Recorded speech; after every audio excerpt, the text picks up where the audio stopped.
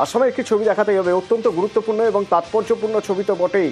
কোনো রানওয়ে নয়, জাতীয় সড়কে নামলো বিমান। সেই বিমান থেকে নামলেন প্রধানমন্ত্রী নরেন্দ্র মোদী। অসমের ডিব্রুগড়ের মোরান বাইপাসে C-130J সামরিক বিমান, যে বিমানে প্রথমবার কোনো প্রধানমন্ত্রী জাতীয় সড়কে অবতরণ করলেন। মোরানের জাতীয় সড়কে সুখোই, রাফাল, চিনুক, অ্যাপাচে, হারকিউলিসের মতো বায়ুসেনা 16টি যুদ্ধ বিমান ওঠানামা করে আছে।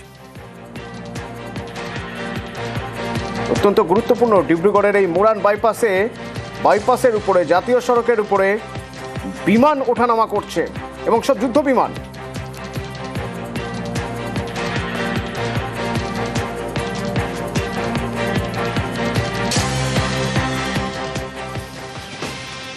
বাংলাদেশ, তারেক রহমান শপথ নেবেন সামনের সপ্তাহে প্রধানমন্ত্রী হিসেবে।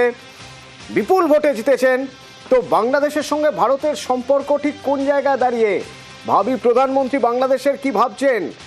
বাংলাদেশের ভাবি প্রধানমন্ত্রী তারেক রহমান তিনি বলছেন, বাংলাদেশের বিদেশ নীতি তৈরি হবে দেশের স্বার্থে, দেশের মানুষের স্বার্থে। এর আগে আমরা দেখেছি ইউনূস জমানায় লাগাতার ভারত বিদ্বেষ পদ্মার ওপার থেকে। তাহলে এবার সুসম্পর্ক, সেই চেষ্টাই করছে Dhaka. We have cleared ourselves regarding the foreign policy, which is the interest of Bangladesh and the interest of Bangladeshi people comes first. By protecting the interest of Bangladesh and the people of Bangladesh, we will decide our foreign policy.